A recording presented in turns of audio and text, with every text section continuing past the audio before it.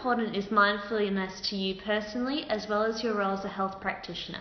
The roles of mindfulness, intuition and wisdom is imperative in the therapeutic process, as well as in my personal space. Mindfulness in session means I'm very present, alert, focused and conscious, meaning my complete attention is on my client on a moment-to-moment basis, allowing me to respond from a non-judgmental, neutral and compassionate space. In fact, I teach some clients who may suffer from anxiety or depression mindfulness to help them reduce their heart rate, anger or sadness, for example, through simple breathing exercises.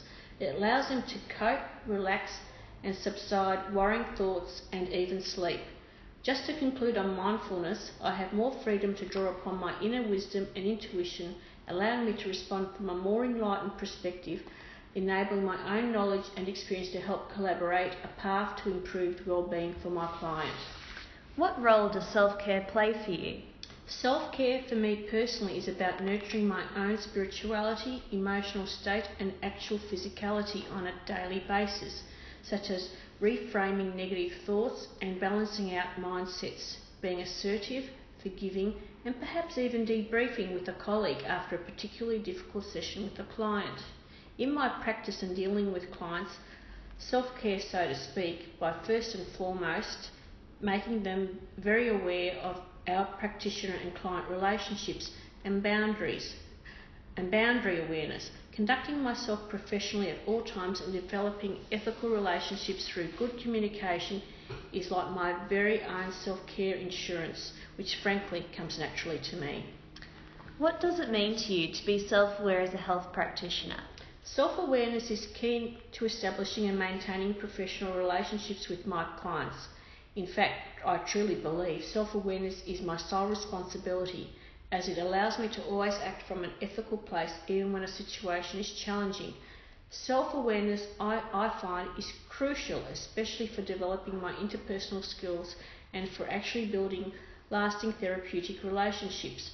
It allows me to draw on my authentic self, my skills, values, wisdom, insights, etc., rather than a preset or program mode, and trust that I am receiving, processing and responding to my client is from a neutral perspective and with compassion and full reality to his or her feelings and thoughts presented in that moment.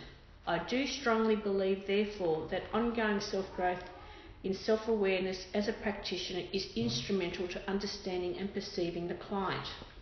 As a practitioner, what role do your own beliefs, attitudes and values play? What are your strengths and areas of potential development and growth? I think since our values influence our attitudes, behaviours and choices, we as practitioners must be fully aware of them and the implications that they can have on client, as these are projected outwards via our attitudes as we respond, perceive and evaluate our clients. My favourite personal strength, therefore, is definitely self-esteem, first and foremost, as I know what I think of myself and how I value myself does project outwards, and these beliefs feed directly into the therapeutic relationship itself. I also believe I am professional, assertive, compassionate and self-aware at all times, and try to approach each client from a very neutral, non-judgmental space. Potential areas for growth: self-acceptance and self-compassion and general expansion. I'm a planner, so I'm constantly planning ahead in terms of setting goals, both professional and personal, and taking measurable and realistic actions to achieve them. Describe your interpersonal skills and tell me about the importance of the therapeutic relationship. My interpersonal skills are communication, listening and speaking, as well as assertiveness. I believe I can express myself without violating others' rights. Also compassion, open-mindedness and emotional stability. But above all, I have a really solid ethical code, especially in terms of therapeutic relationships. I believe a counsellor should always adhere to the therapeutic boundaries to avoid any unethical behaviour entering the slippery slope. Each situation should be approached as uniquely as each of my clients are, and I believe there is no boundary crossing as such if it is crossed with only my client's best interest at heart and is, in fact, contributes to therapeutic effectiveness.